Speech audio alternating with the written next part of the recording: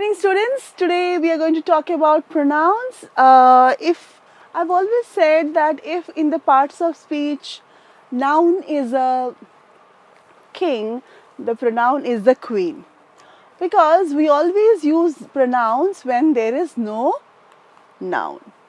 For example, a word used in place of one or more nouns is a pronoun. Now, I have a small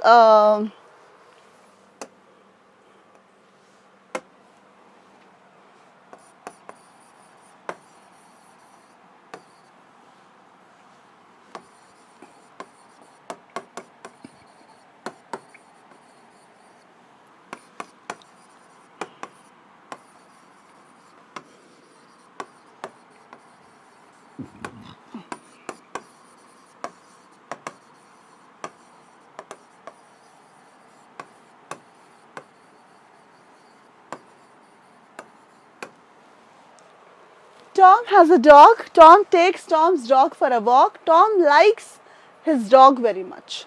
Okay, sorry, I will not be using. So here we have used almost 5 times Tom. Okay, so we have to understand that we cannot use something like this so many times. So what we are going to do instead of them is we will add pronouns. So if Tom is the subject, instead of Tom I use other words to represent Tom, then those words are also considered to be nouns. But because they are not Tom, we call them pronouns. Okay, I will show you how. It places a noun in a sentence. It replaces a noun in a sentence. Pronouns are used to avoid repeating the same noun over and over again. Tom has a dog, so Tom takes Tom's dog for a walk. Tom likes Tom's dog very much. Too many Toms. And in the last sentence, Tom likes Tom's dog very much is the most ridiculous of the lot, because Tom, and then you say Tom's, it does not suit well. So that's the reason we have to change it. Let's see how. Jeremy ran so fast, you did think his life was on the line. So instead of using Jeremy again, we used his.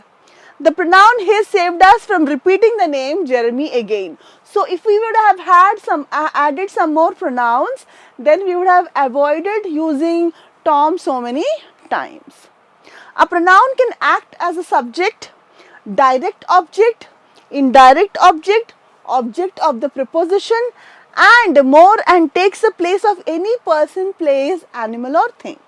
So when we are talking about nouns, we said that anything related to nouns, any naming word is a noun. And now we are saying that any naming word can be replaced by a pronoun. Let's go to the next slide. When we talk about personal pronouns, when we are talking about personal pronouns, we are talking about something about us. You know, something I, you, he, she, it, we, they. They are basically personal pronouns. Okay, so how do we use them? Personal pronouns are used as a substitute for a person's name. So there are two kinds, subjective and objective pronouns. That is they either act as the subject of the sentence or the object of the sentence. As the subject of the sentence, they are I, you, he, she, it, we, they. As the object, they went to the store. I don't want to leave. He runs a great shop in town. You can't leave either. So in this case, you will see that these are the words that we are going to use as the subjective pronouns. Okay, so let's go to the next slide. We are going to talk about the examples now. See, here I have made an example. Here I have made an more profound thing, where you will see the first person. I have divided into 3 parts. The first person is always me, the person who is speaking. the second person is always the person with whom you are speaking, the listener. And the third person is always a third person, somebody else about whom we are speaking. Okay, if I want to talk about me, I will say I. If I want to talk about the second person, I will use you. And if we are talking about the third person who might be, maybe or might not be available there, then it is a third person and we use he, she, it, they. Now I have divided it into singular and plural, and I have divided into according to the nominative, objective and possessive, so that you understand how to use them. So when I say nominative, as I said yesterday also, when we talk about nominative, it is always the subject, nominate, or somebody about whom we are talking. So nominate is generally the subject of the sentence. Clear? Now when I talk about the subject, you will see I, you, he, she, it comes in the plural form. In singular form, in plural form, you will see we, you, they. Okay. Now, when we talk about the objective part, when we are talking about the objective part, it is basically the object. In this objective form, we are going to use me, us in plural form, you in singular and plural form, in it, her, him, it in plural form, singular form, and them in the plural form. You will see that I gave the pencil to her. Please give it to me. Okay, you will see that these are the subjects and the doers of the action. You will see generally that they are generally used in the beginning of a sentence. These are basically the objects and they are basically the receivers. So generally we use this in the end of the sentence. The last one are the possessive forms, where that also talks about the possession of something. It is mine, it is ours, it is yours, it is yours, it is his, hers, its, theirs. In this place they are called the possessive pronouns. Okay, let's go to the next one. These are also used as objective form. The possessive pronouns. Now the possessive pronouns are my, our, your, his, her, their. You always have to look again. This possessive and this possessive are different. See how different it is. I am using my here. You don't have mine here. Whereas you have mine there, ours there, yours there. See it. Okay. And now let's go to the next part.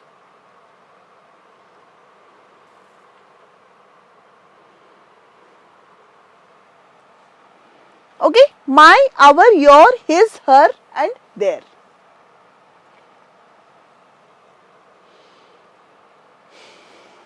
Now when I am going to talk about the possessive pronouns basically show the ownership or possession of a noun.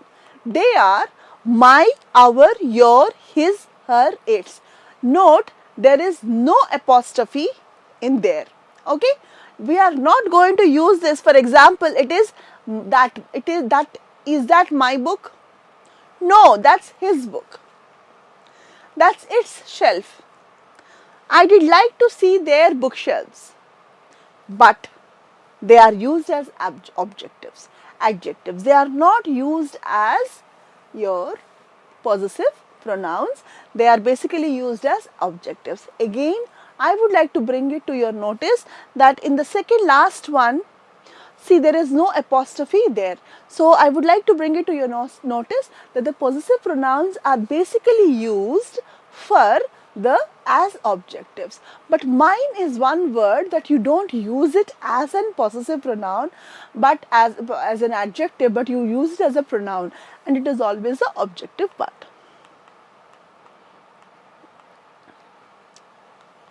Let's go to the next one.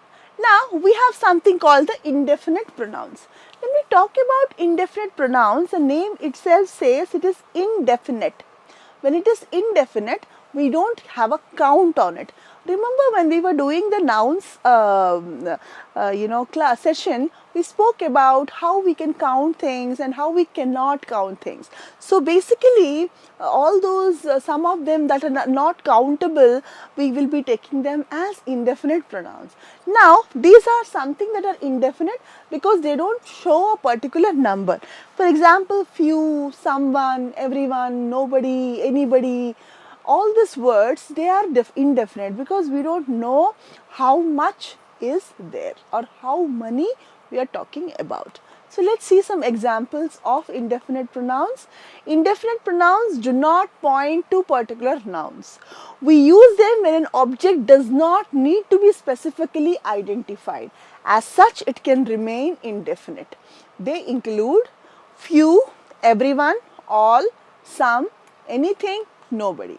The examples are: most wealth is held by a select few. We are not talking about Birlas, we are not talking about Tatas, we are not talking about the Ambanis, we are talking about the select few. Okay, now we don't have to give that thing. Everyone is here already. Now when we are saying everyone, it means that how many other people are needed to be there, they are all there. Everyone. I don't have any paper napkins. Can you please bring some? Now, some is determined by the person who is bringing its choice. For example, for me, some could be around 4 or 5. For somebody else, the sum could be 10 or 15. So, depending upon the person who is getting it, he will determine how many to bring. Either it is 5 to 6 or 10 to 15. Okay, that is about the sum. So, all these things, few. Now, few is determined, give me a few onions. When I am saying give me few onions, I am not going to tell you that give me 4 onions or 5 onions. Now, it is to your discretion, at your discretion, whether you want to give 4 onions or you are going to give 5 onions. Okay, let's go to the next one. His nobody. Clear?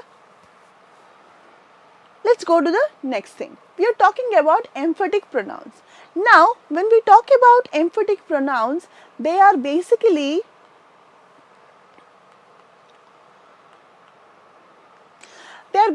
nouns that have intensify or emphasize or tell something. For example, typically we find them right after the noun. They are intensifying. These pronouns typically end in self or selves. They are myself, himself, herself, themselves, itself, yourself, yourselves, ourselves. These words basically what they do is they basically emphasize the intensity of the somebody's presence or anything of that sort. Let's see how is it. For example, I myself like to travel. Now, whenever we are talking about emphatic pronouns, you will always see that the emphatic pronoun is attached just beside the pronoun. See, when I am talking about the subject, it could be a noun, it could be a pronoun, or it could be any subject we are talking about. You will always see the emphatic pronoun right beside the pronoun or the noun. For example, I myself like to travel. So, here he is emphasizing about himself. Let's go to the next one. He himself is his worst critic. Now we are emphasizing it. So, he and himself come side by side. She approved the marriage herself. We went to hear he meets himself speak. See, we could have used this sentence, she herself approved the marriage. That's again the right answer. We went to hear himself. Now in this sentence,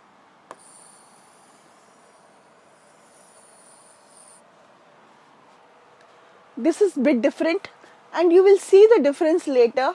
So, does this come here or not is a question, and you have to understand that this sentence, if the herself was here, then it is an emphatic pronoun. Otherwise, this could also talk about a reflexive pronoun which is quite similar to it. We will see how. Let's talk about the demonstrative pronouns. Now, when I'm talking about indefinite pronouns or demonstrative pronouns, they are very similar to, or possessive pronouns. They are very similar to adjectives. If you don't, completely understand that where you are using it, then you might, fall into the soup. What will happen is, see, we are demonstrating, and in demonstration we have this, that, these and those.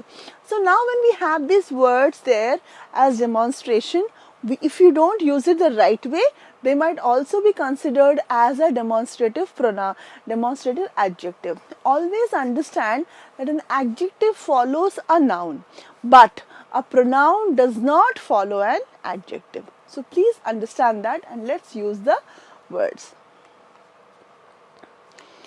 Now here, demonstrative pronouns take the place of a noun that already have been mentioned. They can be singular or plural. There are 5 of them. They include these, those, this, that, such. Now let us take some example. These are ugly, those are lovely, don't drink this, such was his understanding. So now when we are talking about demonstrative pronouns, we should always understand that when we are only using these words, and these words are the nouns here or the subject here. But if you say these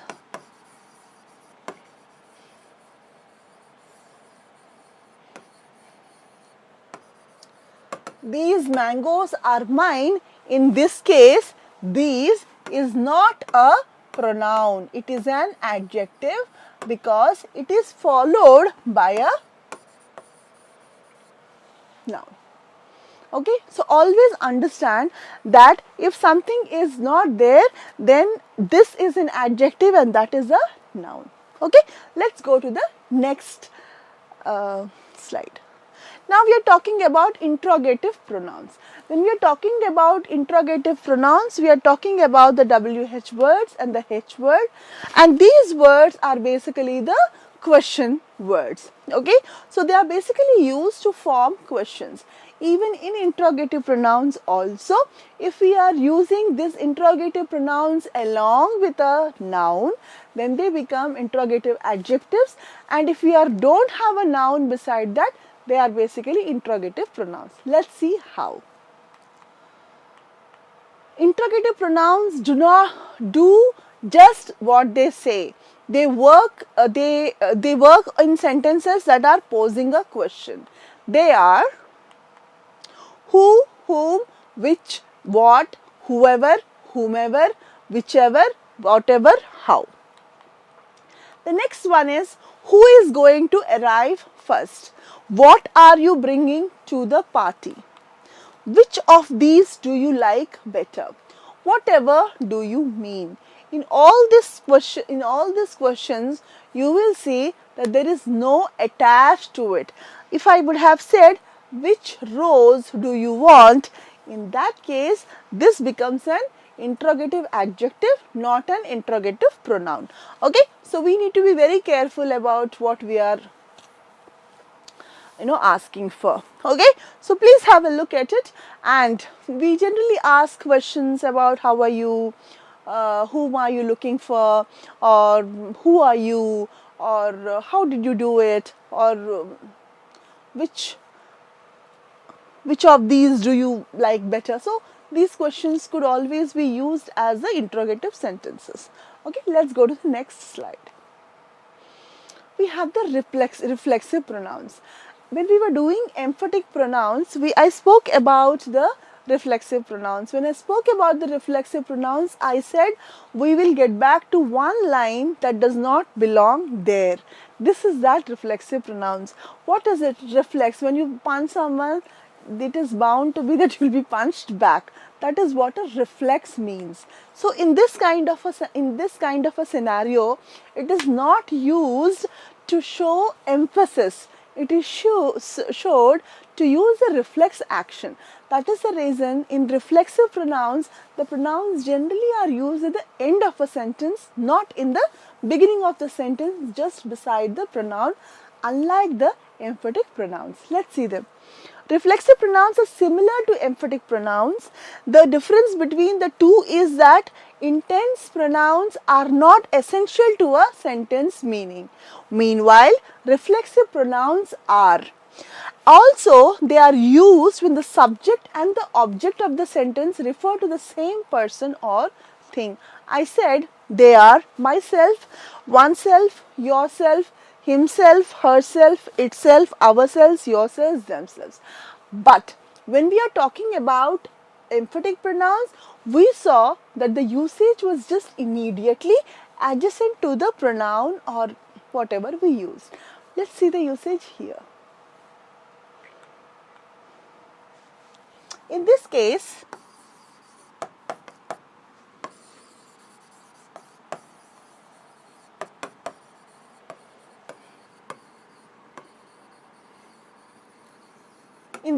it is going to be like this. I completed the work myself.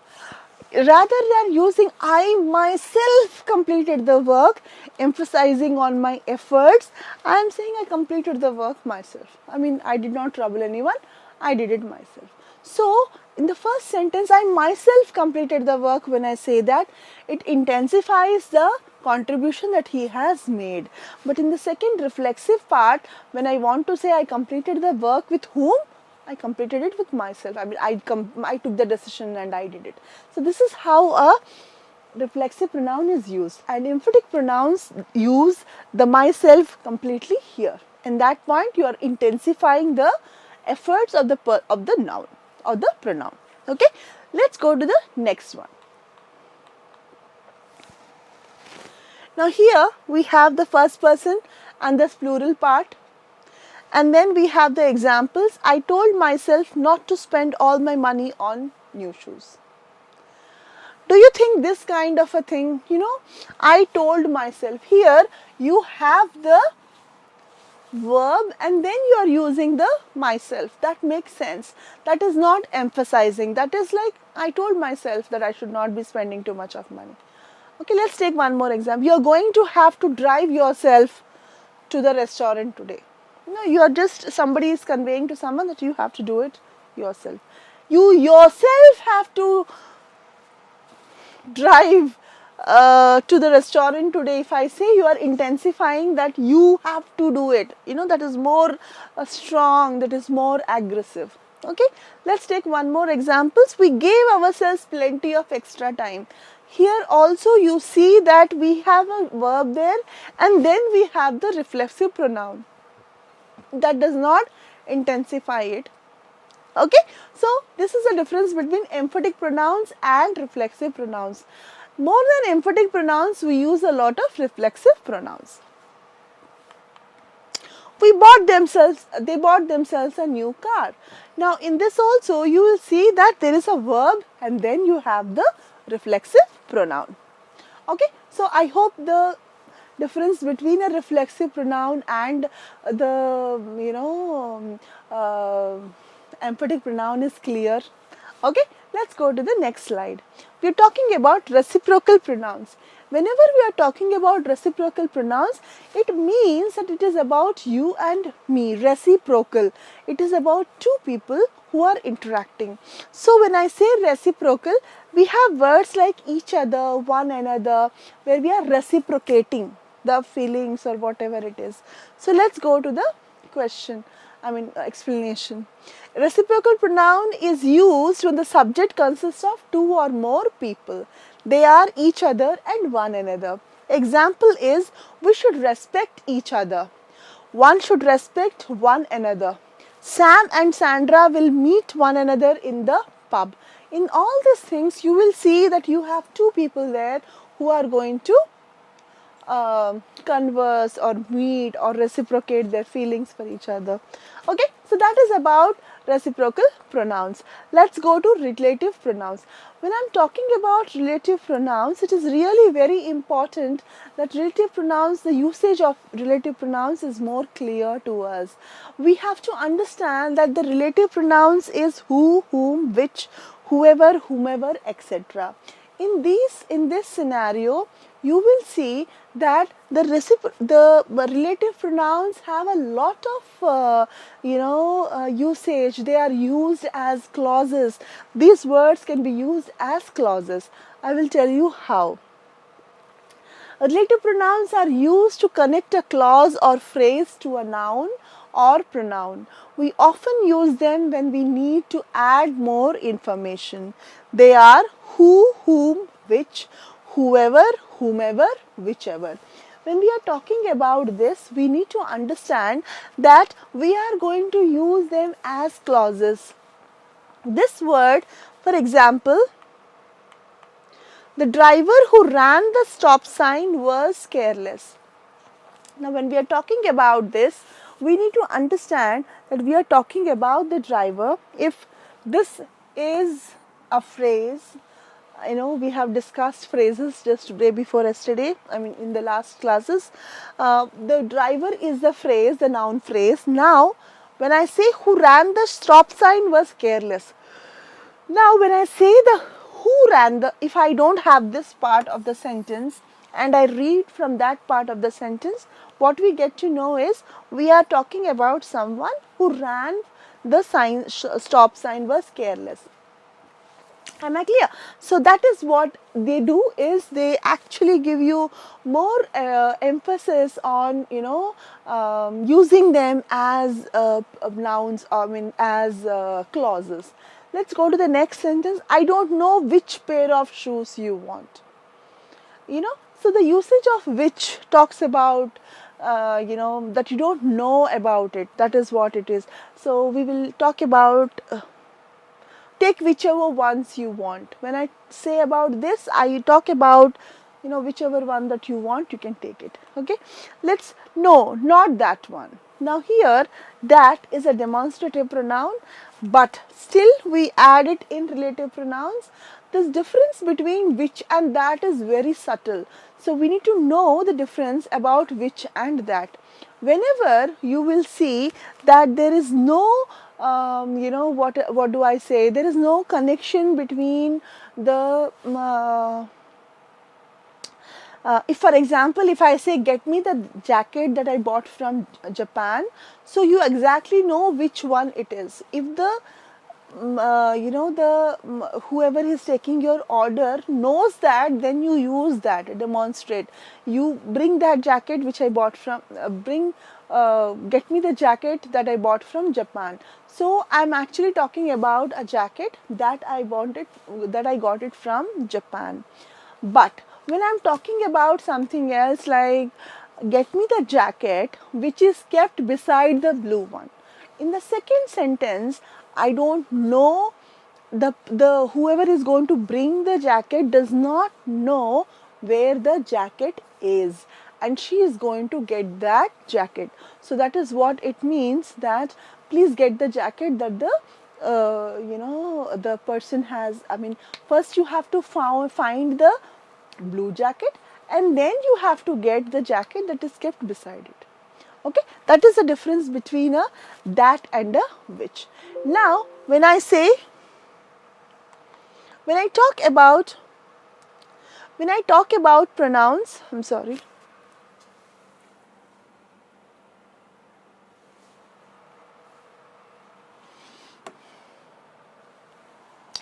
When we talk about pronouns, it is very important to understand that we will have a lot of sentences that will have the pronoun clarity is needed. We generally don't have sentences that does not have a pronoun clarity. Now, for example, this is an integral part of the SAT subject, SAT test, where I don't know who is the pronoun that I am talking about. For example, I will give you an example.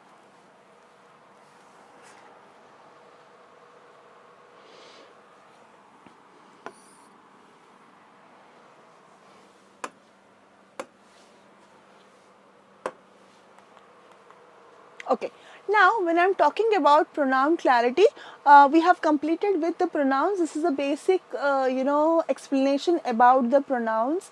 But when it comes to in long sentences, complex sentences, or we have already done this compound sentence and complex and compound sentences.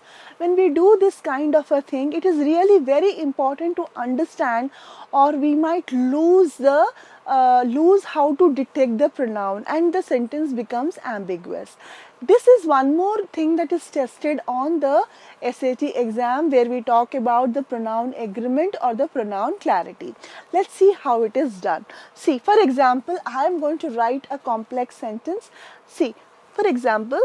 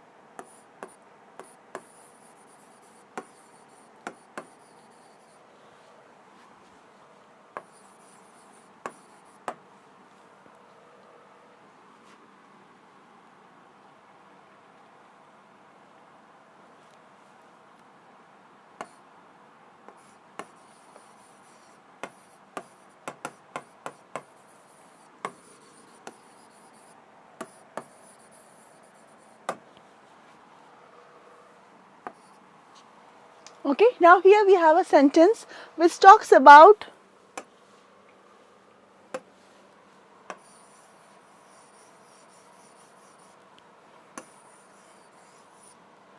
okay, maybe we are talking about yeah,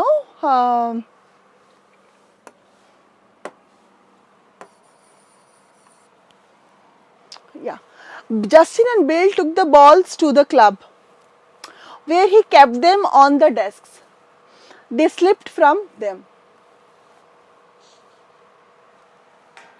Here I have to check that whenever I am talking about a non-living thing, I will always use it. I will not use they or them. That is the first thing.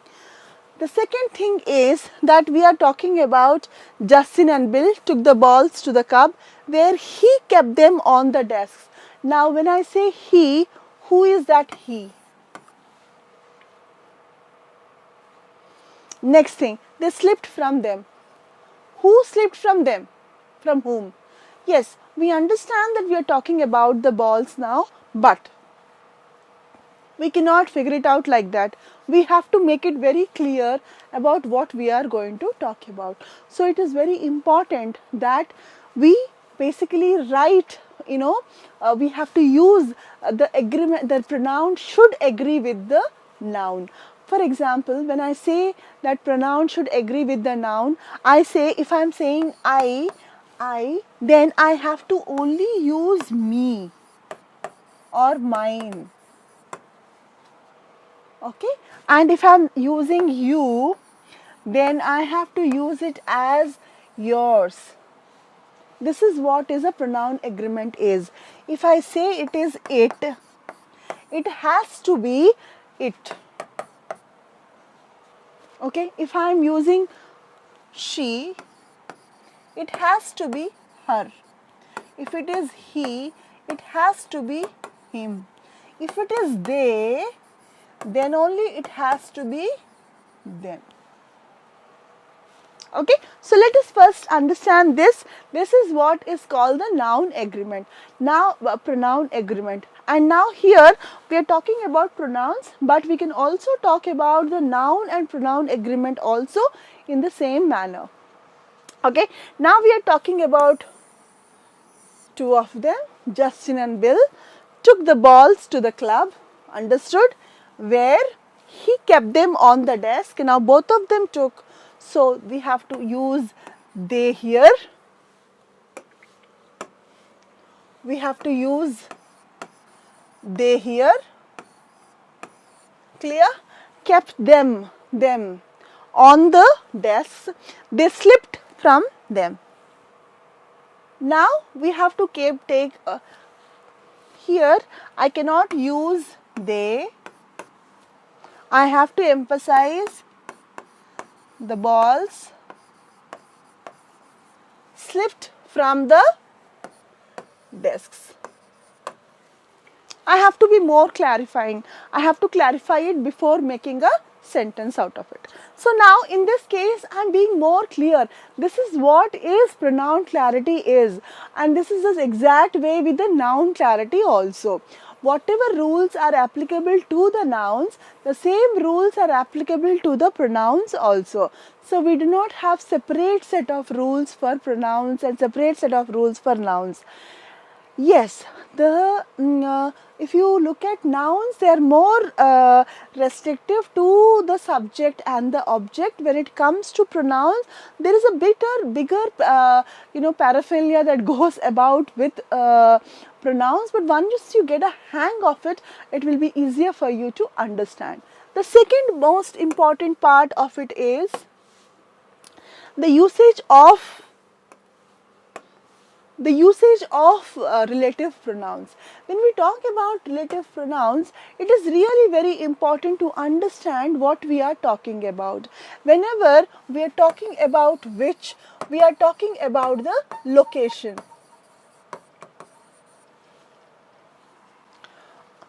I'm sorry. When we are talking about which,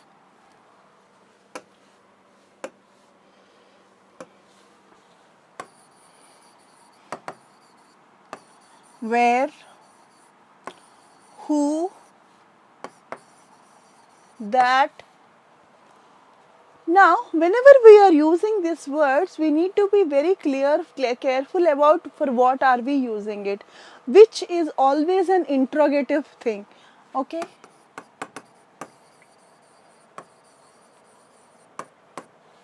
Okay. Why is it interrogating? Because whatever is connected with which has to be found first and then the remaining will follow. Whenever we are using where, we are asking about the location. Come to the place where we met last week.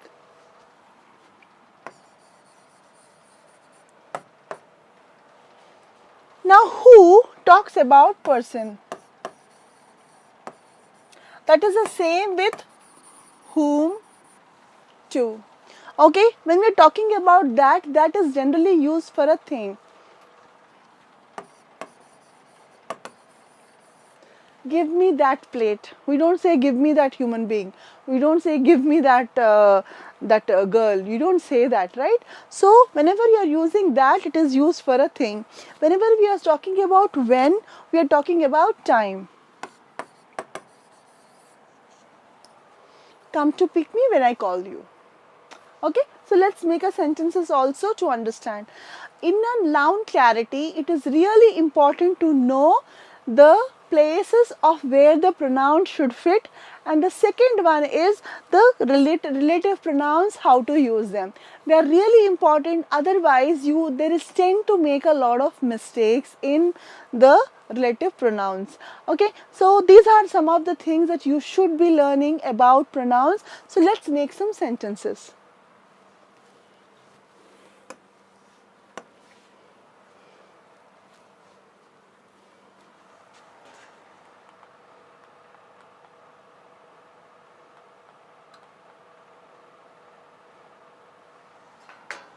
Okay, so here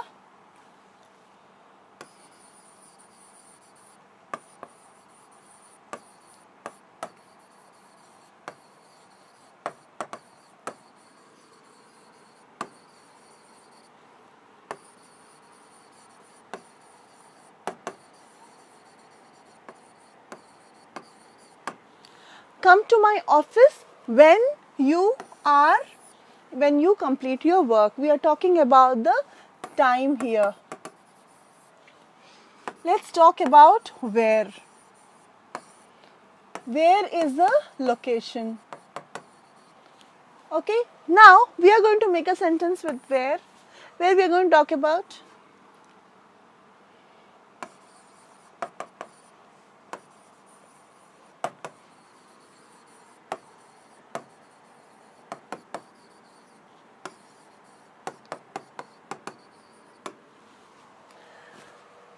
let's meet where we met the last time.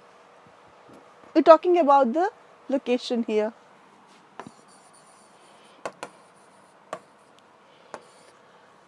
Next one is about which. Which is basically to interrogate. When we talk about interrogation, we talk about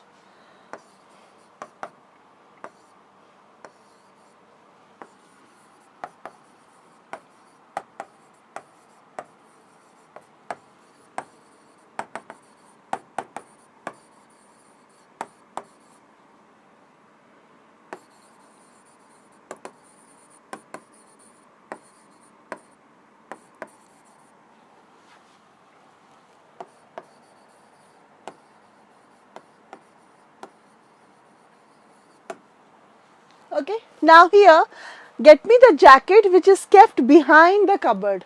So now we have to find the cupboard first and then I have to find the jacket. See, in all these cases, you will see that I cannot replace one word with the other. Like I cannot replace it with he or she or you or I. At the same time, I cannot replace you with something else. So that is the same thing. So we need to understand what we are doing. We have to understand that the clarity about what goes when is very important. Otherwise, there are chances that you might lose the question. I mean, you might lose the chance of giving the clarity. And in the SAT exam, clarity is definitely checked.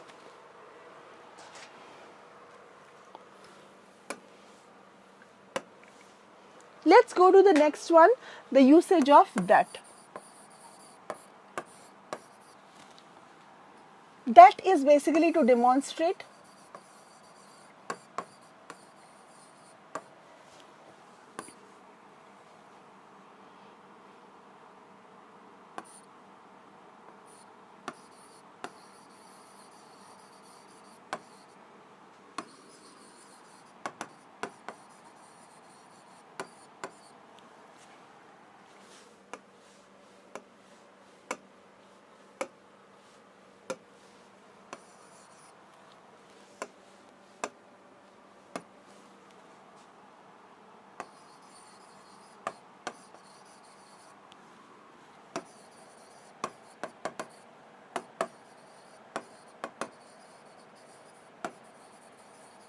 When I say this, I lost the chain that I lost in the cinema hall.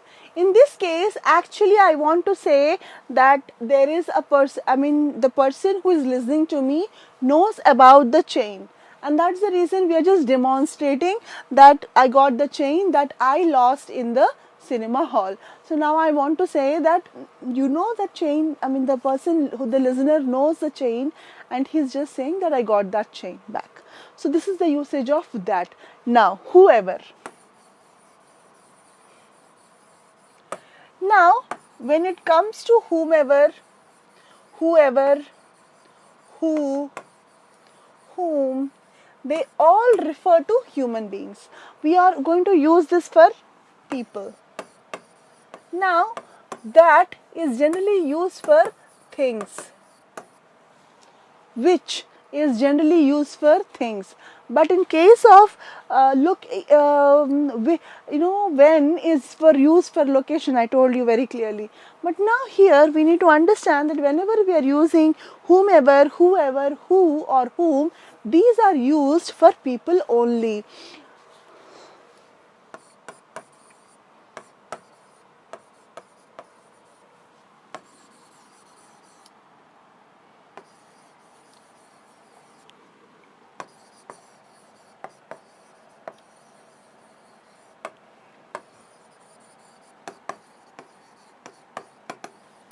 Yes. So now I say the person who called yesterday came to office. Now here you will see that who.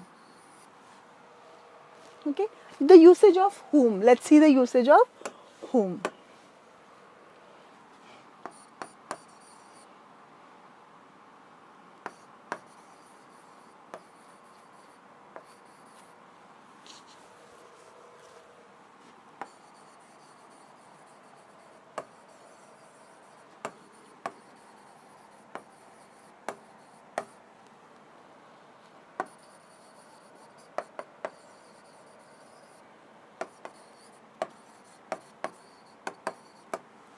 Now here I am saying the person whom you wanted to meet came to office.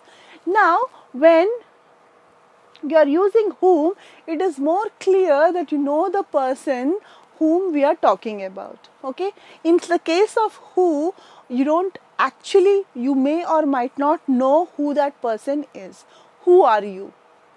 But when I say who are you, and when I say whom do you want, so in that who are you, or you don't say who do you want, you don't say that, but when I say who are you, it talks about I have nothing, I know about you and I just want to know. Now whom do you want? When I say whom do you want, that means I am referring that I am assuming that you actually are looking for someone and I just wanted to know, and whom is generally a a human being, that is for sure. Okay, or whom do you want? When I say whom do you want, definitely I would talk about a person.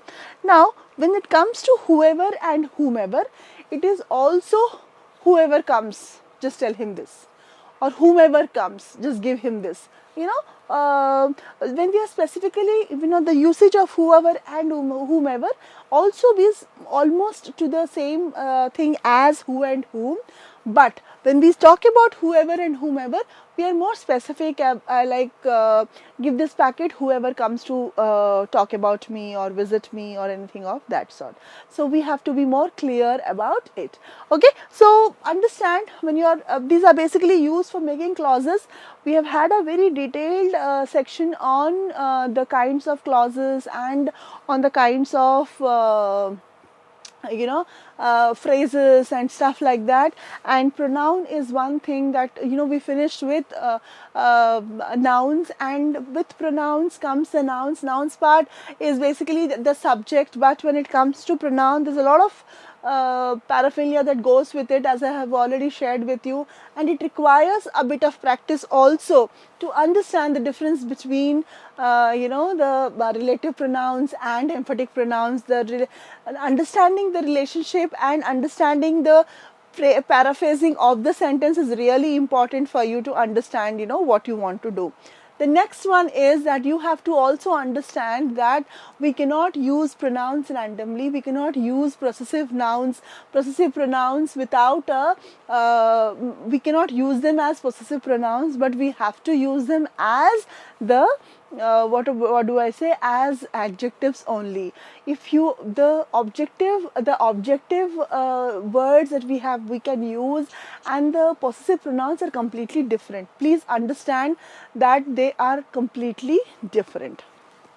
Okay, when I am talking about possessive pronouns, it is also very important to understand that its means it is, and its is the possessive form.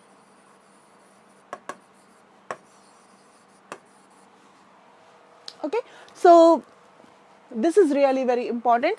So let me just rub this board once and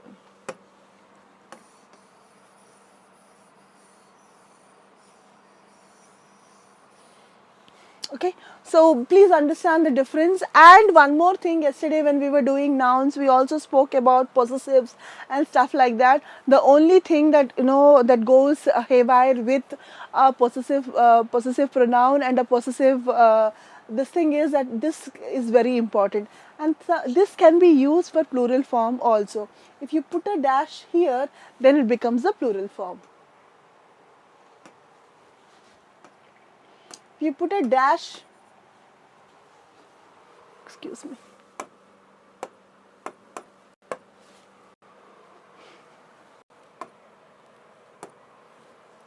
if you put a apostrophe here, then it becomes the plural form of its. But otherwise, if you are trying to use it like this is not the possessive form, but it is called it is. Okay, so please understand the difference, and it is really needed that we understand these subtle things to construct sentences better and to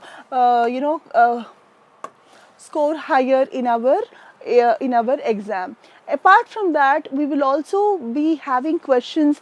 I mean, when you are especially writing, these nuances will really make your writing better, and they will also make your sentence structures better, and they will also help you in clearing removing the ambiguity in a sentence. For example, if I don't know,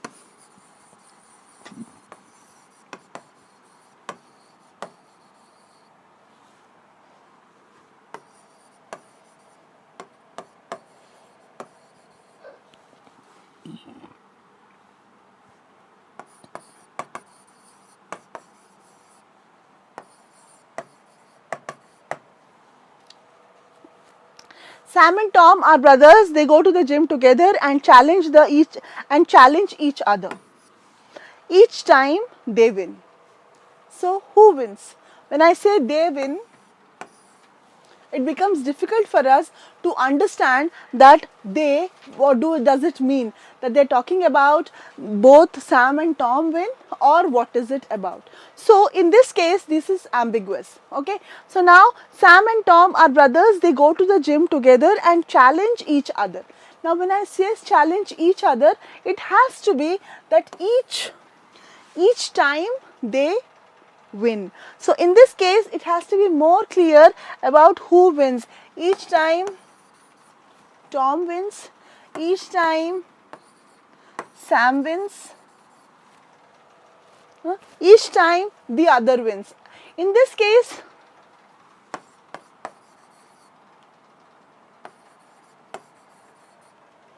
if I say this, then I have to change it to this.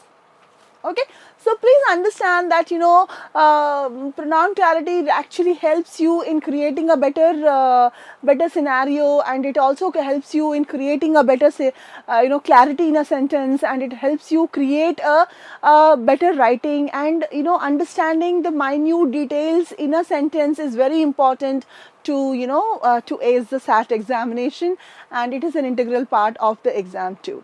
I think this class was informative, and I hope I have been able to give you the nuances of each pronoun and thing like that. And it was really it was a nice session for me. I hope this session was informative for you too, and I hope you learned something. Thank you so much.